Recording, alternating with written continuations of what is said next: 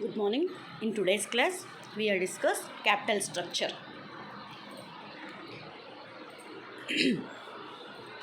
Introduction of capital structure. All the time of preparing financial plan, not only the capitalization is determined, but the nature and type of the capital is also decided. In the capital structure decision, it is determined from which sources and how much finance should be raised.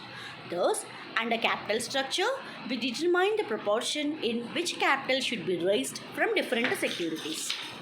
Meaning, capital structure is that part of the financial structure that represents long-term sources, or in other words, it refers to the mix of long-term sources of funds such as debentures.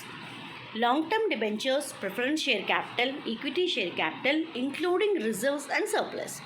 Management should determine the capital structure in such a manner that the cost of capital of the firm is minimum and the value to the shareholders is minimum. The value of the firm to shareholder is maximum when the market price of the ordinary shares is maximum.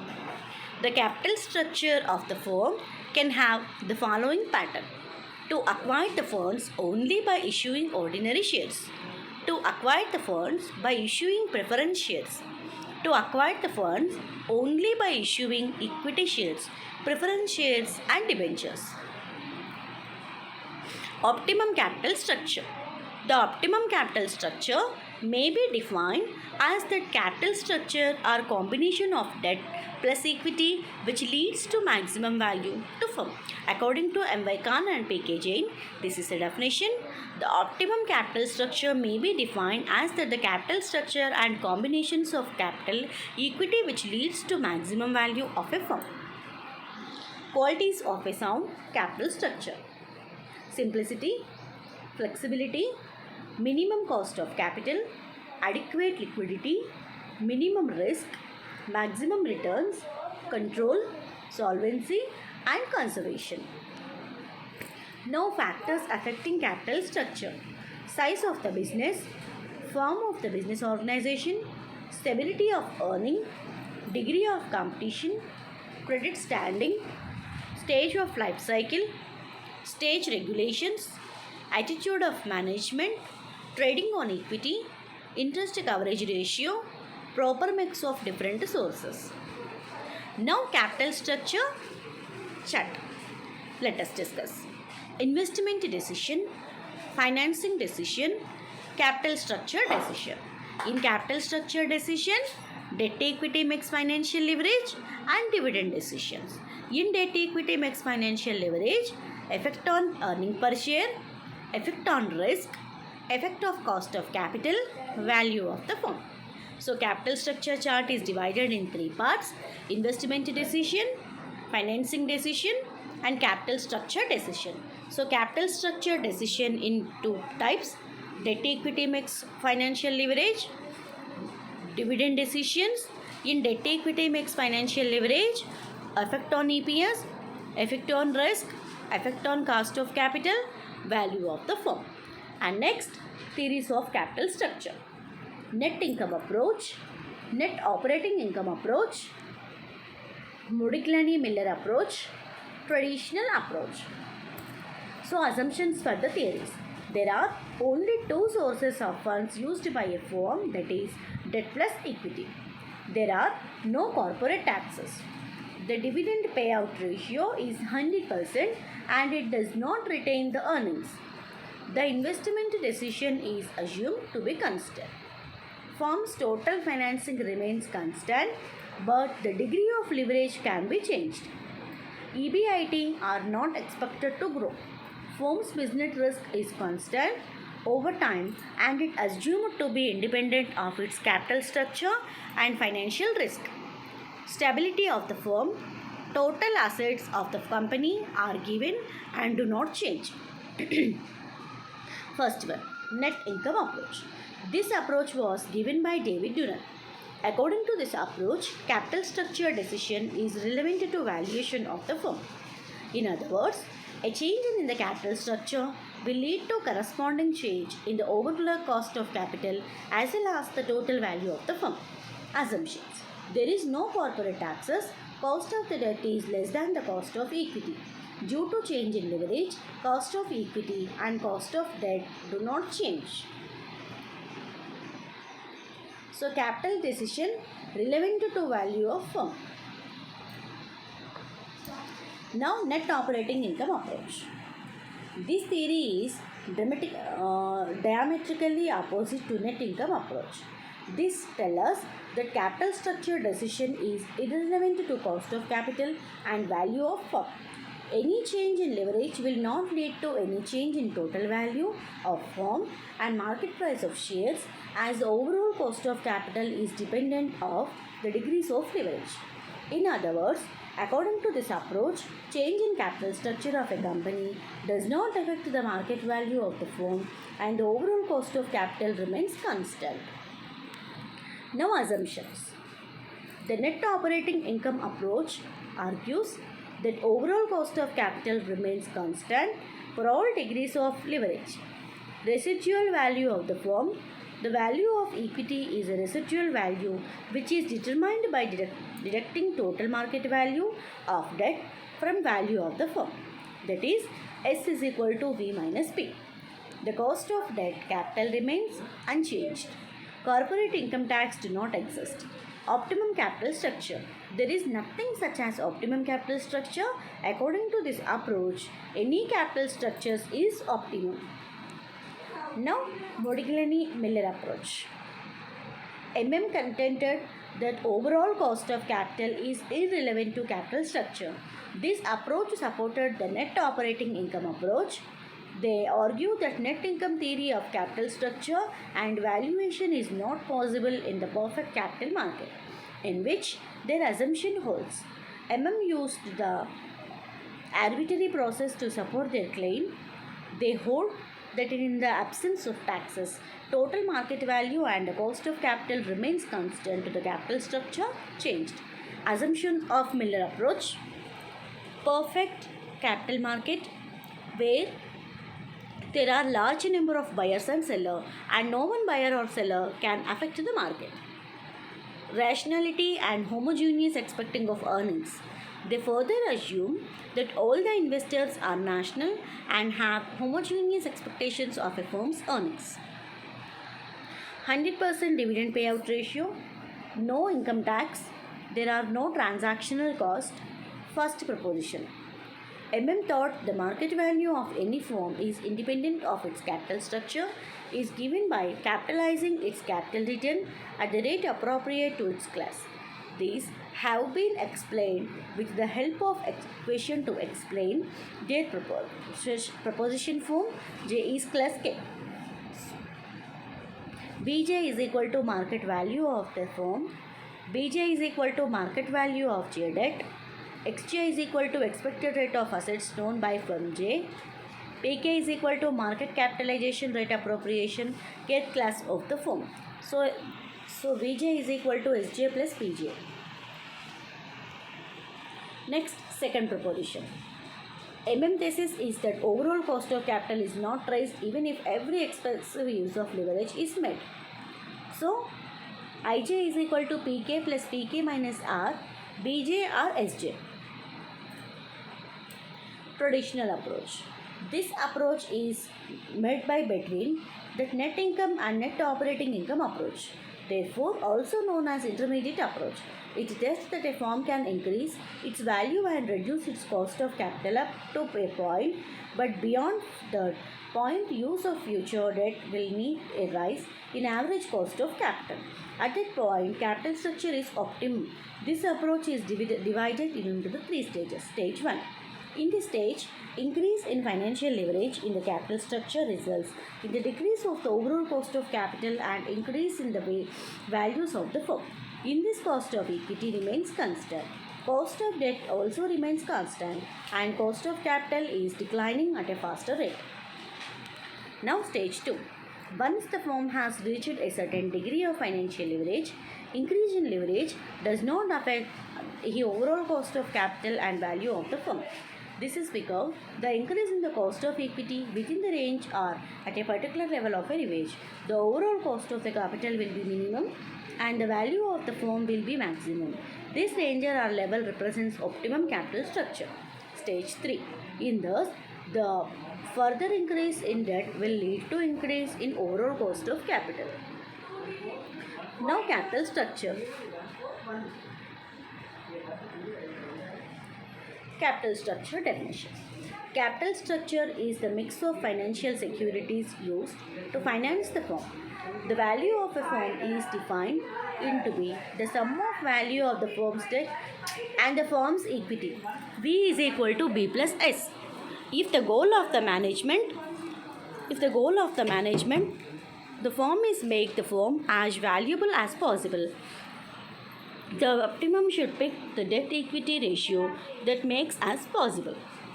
Factors influencing the capital structure: business risk, company tax exposure, financial flexibility, management style, growth rate, market condition, cost of fixed assets, size of business organization, nature of business organization, elasticity of capital structure. Now theories of capital structure. Net income approach called NI, net operating income approach NOI, traditional approach and Miller approach. Net income approach, net operating income approach, traditional approach and Miller approach. So, optimal debt equity ratio. Need to consider two kinds of risk: business risk and financial risk. The first one is business risk. Standard measure in controlling for financial risk. Factors: demand variability, sales price variability, input cost variability, ability to develop new products, foreign exchange exposure, operating leverage, fixed versus variable cost. Financial risk: the additional risk placed on the common stockholders as a result of decision to finance with debt. Example of relationship between financial and business risk. In the same firm is now capitalized with 50% debt and 50% equity, with 5 people investing in debt and 5 investing in equity. The 5 who put the equity will have to bear all the business risk. So the common stock will be twice as risk as it would have been had the firm been all equity. So example of relationship between financial and business risk. In this, the same firm is now capitalized with 50% of debt and 50% of equity, with 5 people investing in debt and 5 people investing equity. The 5 who put up to the equity will have to bear all the business risk, and the common stock will be twice as risky as it would have been had the firm been all equity. Financial leverage concentrates the firm's business risk on the shareholders because debt holders who receive fixed interest payments bear none of the business risk. Now financial risk. Leverage increases shareholders' risk. Leverage also increases the return on equity, compensate for the higher risk. Now advantages of debt. Interest and tax deductible. Debt holders are limited to a fixed return, so stockholders do not have to share profits. If the business does exceptionally well, debt holders do not have voting rights. Disadvantages of debt. Higher debt ratios lead to greater risk and higher required interest rates to compensate for the additional risk. Capital structure defined. The term capital structure is used to represent the proportionate relationship between debt preference and equity shares on a firm balance sheet. The various means of financing represent the financial structure of an enterprise. The left-hand side of the balance sheet, liabilities plus equity, represent the financial structure of a company. Traditionally, short-term borrowings are excluded from the list of methods of financing the firm's capital expenditure. Questions while making the financial decisions. The questions are like this: how should the investment project be financed? Does the way in which the investment projects are financed matter? How does financing affect the shareholders' risk, return and value? Does there exist an optimum financing mix in the terms of maximum value to the firm's shareholders? Can the optimum financing mix be determined in practice for a company? What factors in practice should a company consider in designing its financing policy? So, optimum capital structure. Optimum capital structure is the capital structure at which the market value per share is maximum and the cost of capital is minimum. Patterns, forms of the capital structure. Following are the forms of capital structure: complete equity share capital, different proportions of equity and preference share capital, different proportions of equity and debentures capital, and different proportions of equity, preference and debentures capital. Approaches in determine appropriate capital structure: earning before interest and tax and earning per share approach. This approach is helpful to analyze the impact of debt and earning per share. Valuation approach. This approach determines the impact of debt used on the shareholders' value. And cash flow approach. This approach analyzes the firm's debt service capability. Leverage. Leverage is the employment of an asset, source of finance, which firm pay fixed cost, fixed return. It may have three types: operating leverage, financial leverage, combined leverage. So, leverage is the employment of an asset, source of finance for which firm pay fixed or cost fixed return. It may have three types: operating leverage, financial leverage, and combined leverage. Now, operating leverage. Operating leverage is cost due to fixed operating expenses in the firm. It may be defined as the firm's ability to use fixed operating cost to magnify the effects of changes in the sale of earnings before interest and taxes. Operating leverage is associated with investment activities. A firm sells products for 100 per unit, has variable operating cost 50 per unit and fixed operating cost 50,000 per year. Show the various level of EBIT that would result from the sale of 1000 units, 2000 units and 3000 units. So, how to calculate all? The degrees of comparating leverage may be defined as the change in the percentage of operating income for the change in percentages of sales revenue. The degree of operating leverage at any level of output is arrived at by dividing the percentage change in EBIT with percentage changes in sales. That is, degrees of operating leverage is equal to percentage change in EBIT or percentage change in sales, or degrees of operating leverage is equal to contribution or operating profit. Financial leverage. Financial leverage is the ability of the firm to use fixed financial charges. It may magnify the effects of changes in EBIT on the firm's earnings per share. In other words, financial leverage may be defined as the payment of fixed rate of interest for the use of fixed interest bearing securities to magnify the rate of return on equity share. The financial manager of the hypothetical limited expected that is EBIT in the current year would amount 10,000. The firm has 5% bonds aggregating 40,000 while the 10% preference shares amount to 20,000. What would be the earning per share? Assuming the EBIT being rupees 6,000 and rupees 14,000, how would EPS be affected? The firm can be assumed to be in the 35% tax basket. The number of outstanding shares are 1000. So, financial leverage is computed by the following formula. Degrees of financial leverage is equal to percentage change in EPS divided by percentage change in EBIT. So, financial leverage is equal to earning before interest and tax divided by earning before interest and tax minus 1 minus DP by 1 minus T. Impact of FL. Financial leverage may be positive or negative. Favorable leverages occurs when the firm earns more on the assets purchased with the funds than the fixed cost of their use and vice versa. Higher the degrees of financial leverage leads to high financial risk. The financial risk refers to the risk of the firm not being able to cover its fixed financial cost. Hence, financial managers should take into consideration the level of EBIT and fixed charges while preparing the firm's and financial plan.